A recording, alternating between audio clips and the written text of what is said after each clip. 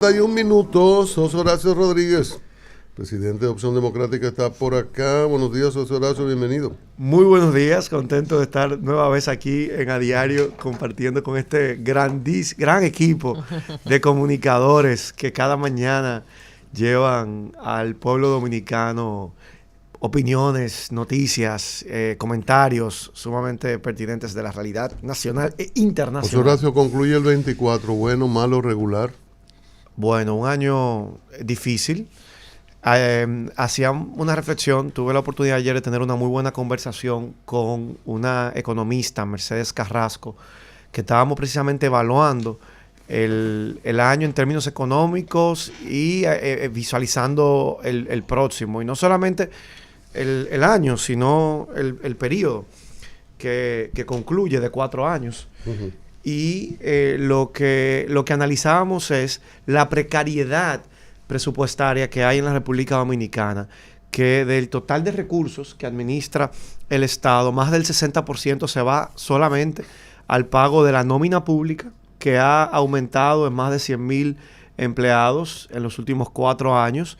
Se va al pago de los intereses de una deuda cada vez más comprometedora para las finanzas públicas. En 4 años el país se endeudó lo que le había tomado 40 años endeudarse, cuando lo vemos en valores absolutos, al pago de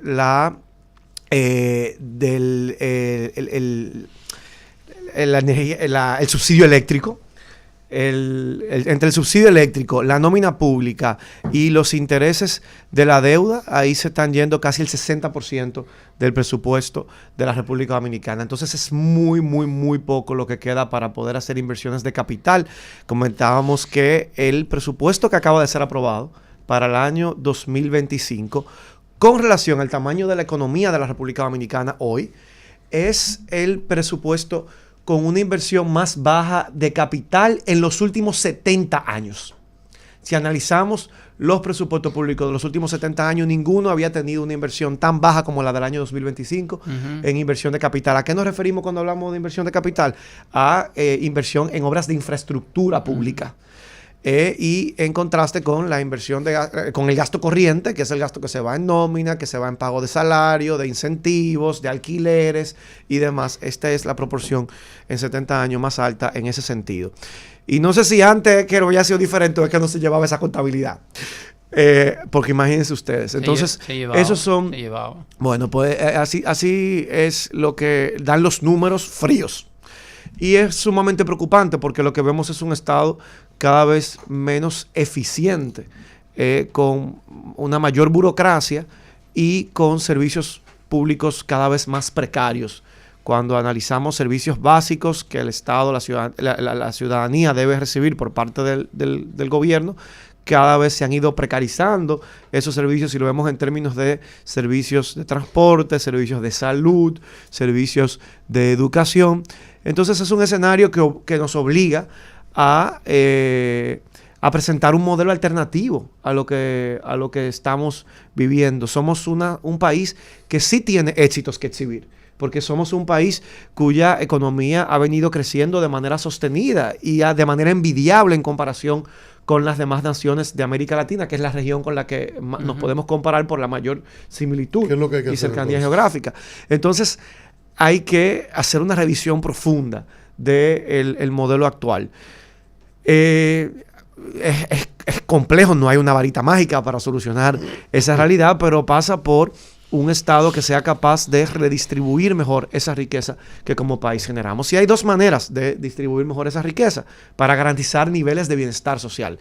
O a través de promover mejores salarios. Nosotros tenemos en la República Dominicana 14 salarios mínimos, algo que también tiene que ser revisada, esa política salarial, que nos coloca entre los 3 países de América Latina con salarios más bajos, ¿verdad?, de esa región, solamente superados por, en este momento, Venezuela, conocemos la crisis que vive esa nación, y Argentina, que también ha estado viviendo una gran crisis económica, que fue la que llevó al actual presidente Milei al poder. Esa indignación, ese hartazgo con la clase política tradicional que tenía sumida a esa nación en esa crisis inflacionaria.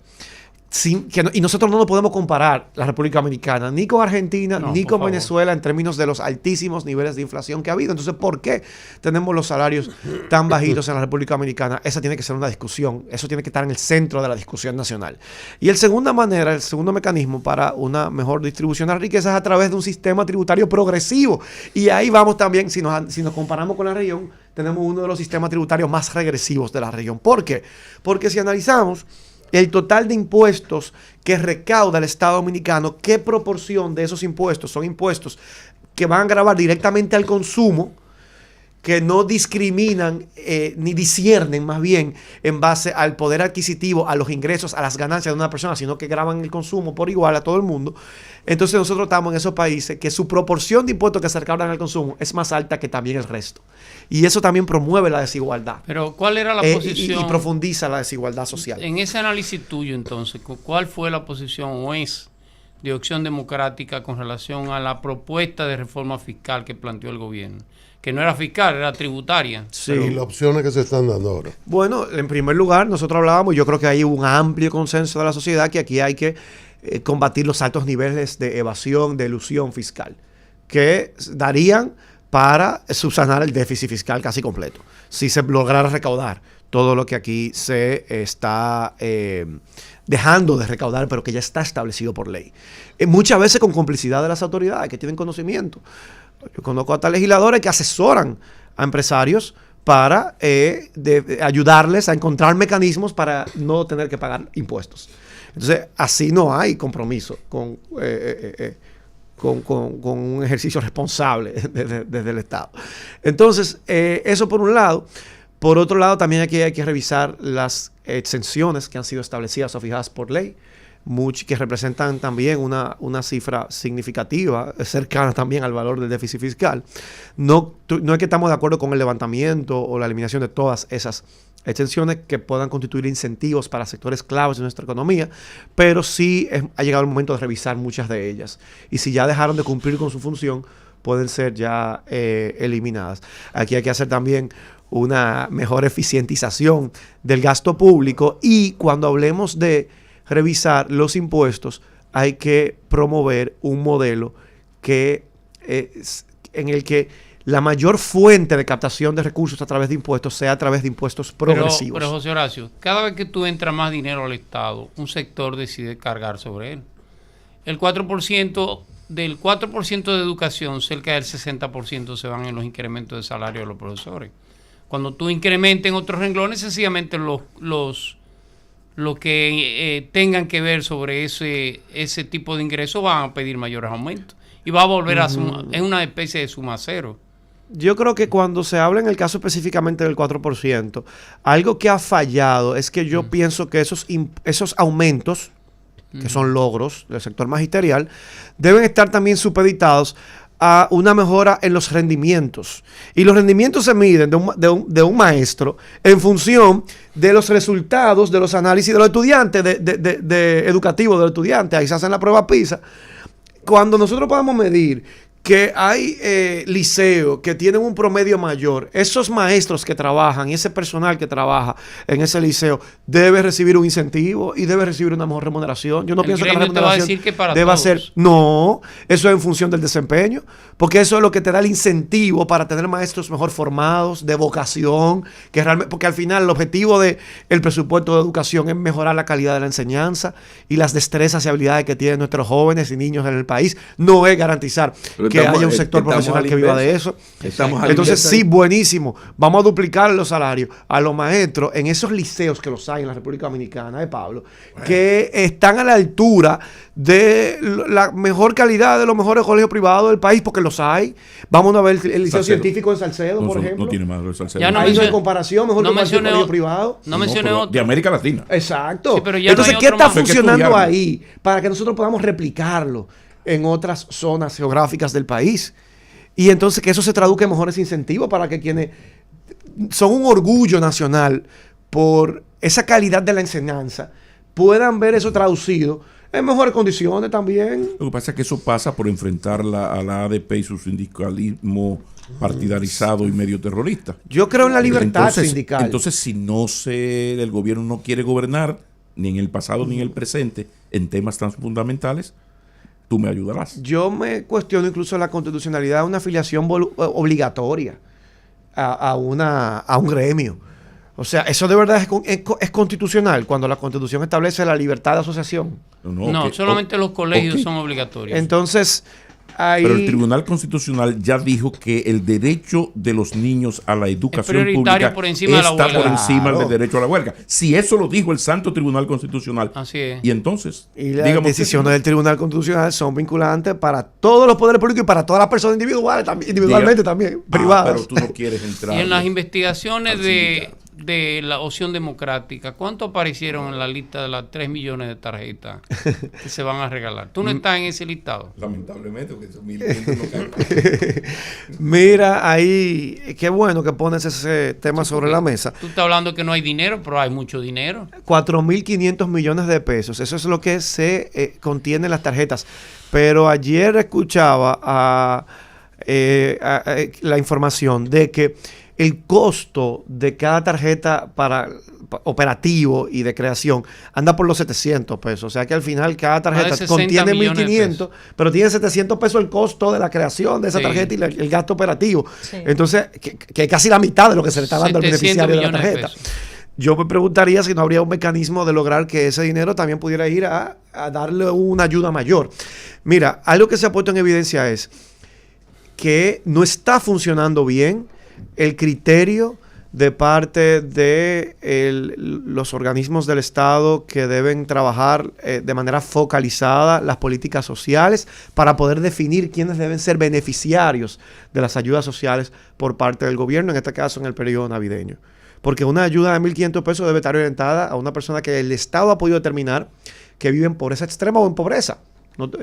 Quizá quien esté en pobreza extrema pueda recibir una ayuda mayor y en pobreza también. Pero no es verdad que hay 3 millones de personas adultas, según las cifras oficiales, que vivan en pobreza, porque esas tarjetas no son para menores de edad. No. Y entre la población que vive en situación de pobreza hay muchos que no llegan a los 18 años. Pero la directora superior te explicó esa parte. Yo me gustaría escuchar su explicación, porque la que escuché la verdad que no llenaba, no fue satisfactoria, porque hablaba de que fueron excluidos, que fueron incluidos como beneficiarios todos aquellos que se encontraran, por ejemplo, pensionados. Y en desempleo. Pero ese mecanismo, los criterios que fije el Estado para poder definir, no puede incluir en un mismo saco a un pensionado de 8,000 pesos, como me encuentro muchos que se acercan a uno porque entienden que este era el diputado, me puede conseguir que mejoren esa pensión, y los entiendo, porque cómo se puede vivir con una pensión de 8,000 pesos, no me lo pueden incluir con un pensionado que sea un expresidente de la República, que entiendo que su pensión, válida porque fue jefe de Estado, debe superar los cientos de miles de pesos. Entonces, deben haber mecanismos para ver que quien esté pensionado con un monto que no requiera. La lista de los pobres está en el CIUBEN. Si se quiere apoyar a los pobres, en el CIUBEN están con dirección. No tiene que ser 3 millones. La pregunta es, ¿por qué se ha abierto de esa manera? ¿A qué se presta eso?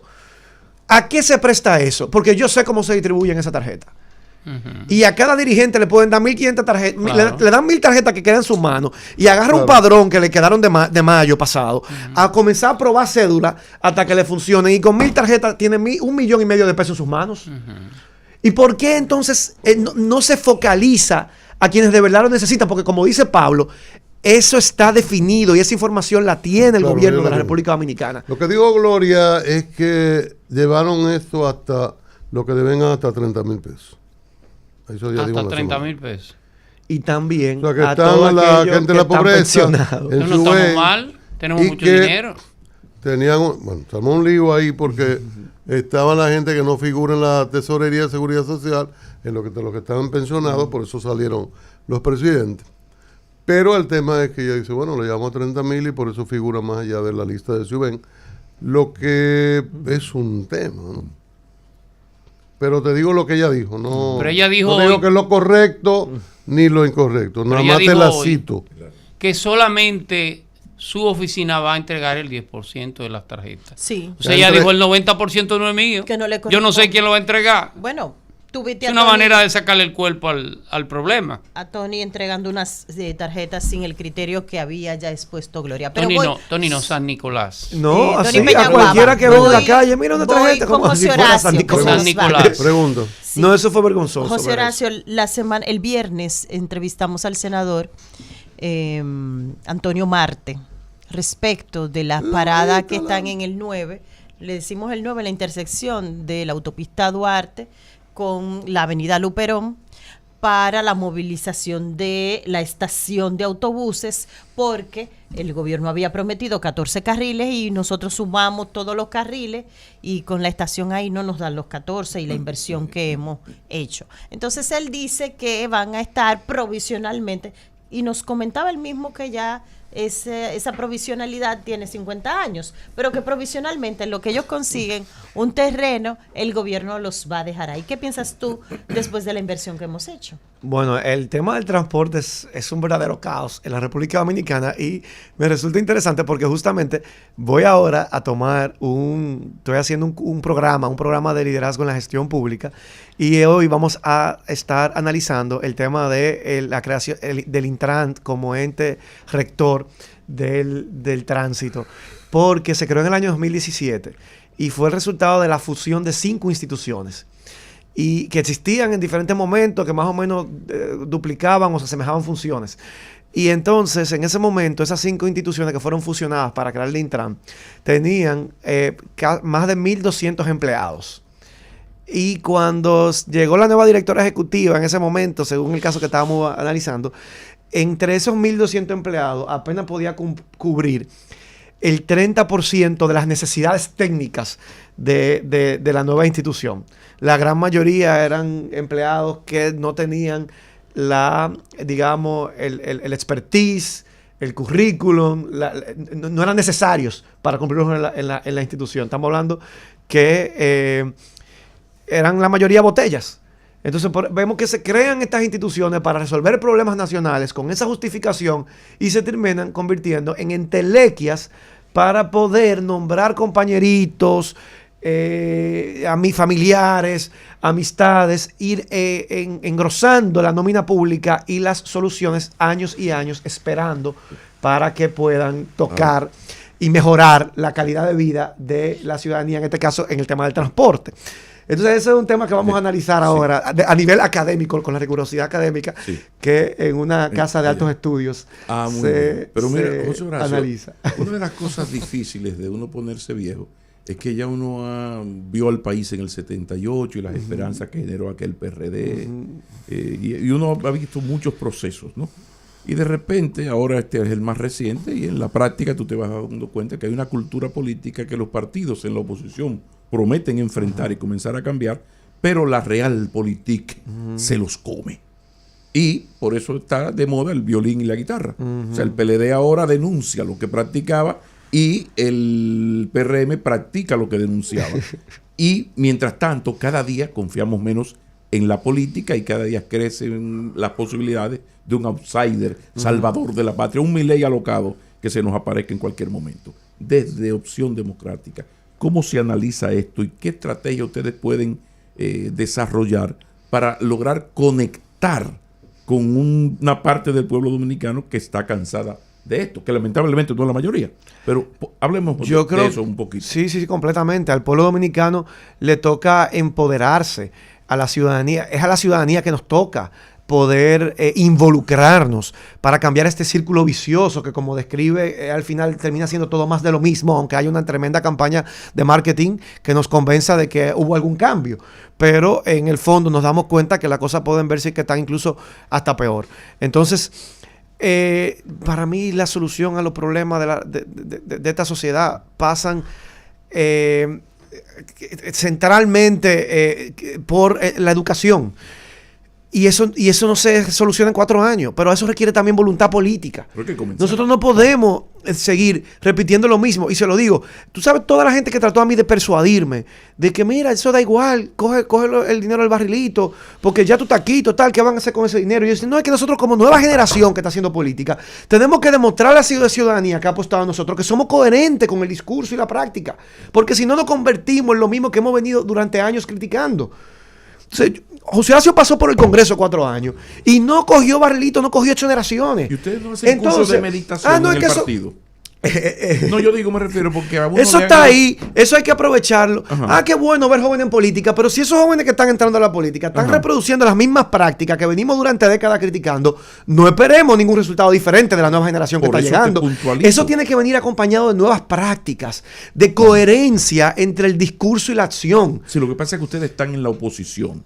Entonces, lo Bueno, hemos yo he visto. estado en un Entonces, cargo electivo, entonces, yo he estado en el Poder lo Legislativo que y te puedo quiero decir, y lo que te puedo quiero decir- exhibir esa Está coherencia. bien, pero lo que quiero hablarte es de que cada vez que hay un cambio, aparecen jóvenes que cuando estaban en la oposición eran el ejemplo. De repente tú ves la transformación. Yo te estoy hablando del 78 para acá. La transformación. Entonces, ¿cómo ustedes se están preparando? Porque poco a poco yo espero que vayan creciendo y vayan ocupando posiciones. Creo que destaco que tú tuviste esa participación muy ética y ejemplar en ese sentido. Tú. Ahora, en términos partidarios, ¿cómo ustedes están preparando para eso? Para ser ejemplo en la práctica. A Y no través de la alocarse. formación política, ese es un eje central de nuestra práctica de acción política, la formación. Y es verdad que la formación tiene que ir acompañada luego de un seguimiento a la práctica y además de establecer consecuencias cuando alguien se aparta de esa formación o de esos valores. Si lo comenzamos a dejar pasar y a dejar pasar y a dejar pasar, ya sabemos en qué eso deviene. Ahora, cuando comenzamos a llamar a capítulo a nuestros compañeros, que aunque sean nuestros compañeros, si se equivocan, decimos, no, espérate, esto aquí no es tolerado, no es aceptado. Yo creo que eso pasa por ahí, necesariamente. No, José comenzamos Horacio. a tolerarlo, a aceptarlo Finalmente. todo. Finalmente. Finalmente, finalizando. Finalmente, finalizando, ya acabamos casi. ¿Tú no encuentras que la oposición política de República Dominicana ha sido en extremo considerada con las falencias y los malos pasos del actual gobierno? Yo creo que el problema es que la oposición mayoritaria en este momento no le cuesta quizá jugar ese rol de contrapeso precisamente por lo que decía Pablo. Porque ahora denuncia lo que antes hacía, entonces tiene poca credibilidad Pero o calidad es terrible moral eso. para poder exigirlo. Por eso era Para tan una importante sociedad. mi rol en el Congreso de la República. Porque cuando hablaba, nadie me podía decir, pero ustedes hacían lo mismo. No, pues nosotros somos un partido nuevo que nunca ha gobernado. Yo nunca he tenido militancia política previa a Opción Democrática. Nunca, ni había sido parte, ni barrendero en ningún gobierno previo. Mi primer cargo público fue como diputado de la República en un partido nuevo que llega por primera vez a una posición electiva y que no tenía esa cola. Entonces, por eso tenía tanto peso cada vez que yo hablaba, porque había muchos otros colegas que denunciaban, por ejemplo, ese alto nivel de endeudamiento, pero decían, pero es que en tus gobiernos también. Pero cuando era José Horacio no le podían decir eso. ¿Entiendes? Tenía esa calidad moral. Lo triste es que se te haya penalizado ese comportamiento. La lógica mandaba lo contrario. La lógica mandaba lo sin contrario. embargo, eso desnuda nuestro electorado. No, Terrible. no, pero eso fue el método de Home, prácticamente. Que También. Dejó segunda base, tercera base. No importa. Pero yo creo que ahí hay parte de las razones que explican eso. De hecho, quien hoy es el líder principal de la oposición y el partido principal en base a los resultados electorales de hace apenas 6 meses, Cuidado. durante los primeros 2 años de Cuidado, mandato Horacio. del actual periodo gubernamental fue un gran colaborador de Ay. este gobierno. Y yo no me lo contaron. Yo fui Ay. testigo en el Congreso Nacional de esos niveles de colaboración Porque hubo una de la alianza, Fuerza del claro. Pueblo con el PRM entre Horacio, 2020 y Horacio. 2022 en la Cámara de Diputados. Pero ¿cómo qué cosa? Eso no me lo contaron. No Entonces, te Eso yo lo viví dentro del esa Congreso era una Nacional. oposición colaboradora con el gobierno. Casi que yo ni le llamara oposición, yo le llamaba, ¿verdad?, un aliado estratégico. Pero ahora despertó. Pero ahora eso- despertó y se dio cuenta de la cosa mal hecha. Eso Mira qué se cosa. separó ya cuando se acercaban las campañas electorales en el año 2024. Eso comenzó a cambiar y sí yo vi ese cambio hacia una actitud ya de jugar un rol opositor. Pero eso fue una transición. Termina bien. Eso fue una transición y yo estoy contando lo que yo No te lleve de vi esto, y no te lleve de viví. esto. Hablando de su experiencia. José Horacio Sí, experiencia. Rodríguez, presidente de Opción Democrática, ha estado ¿Por qué con no viene nosotros. más? O sea, ¿qué es lo que pasa? No, Aquí yo no quiero están que establezcamos calmando. un día fijo porque yo Sí, yo soy colaborador en otro programa y eso no falla porque tenemos un día fijo. Tenemos Ay, que establecer un día Whitney. fijo. Pero tú no Winnie, vienes toda Ay, Winnie. No, porque tú no deberías ser invitado, porque tú tienes esa voz, pero una chulería, una cosa. Avisa. Tú, Bueno. quincenal, Entonces el día debe venir. fijo, lo vamos a antes de fijar. irte, sí, con Winnie. Perfecto. Entonces Winnie la que está fallando. Tenemos que poner de acuerdo. Dice Osura. No, Winnie no falla, otra persona fue. Muy responsable. Horacio Rodríguez, él no Muchísimas puede, gracias. él va a una gestión académica, no puede pasar por la San Martín Yo espero que me dejen 183 entrar. ahora, pero en otro momento él va a materiales industriales, porque siempre están arreglando cosas, haciendo cosas importantes en la casa, en la oficina. Entonces, siempre con herramientas, los equipos adecuados, no se pierde en eso. Materiales industriales San Martín 183, próximo a la avenida Máximo Gómez. Reiteramos las gracias a José Horacio Rodríguez. Adiós.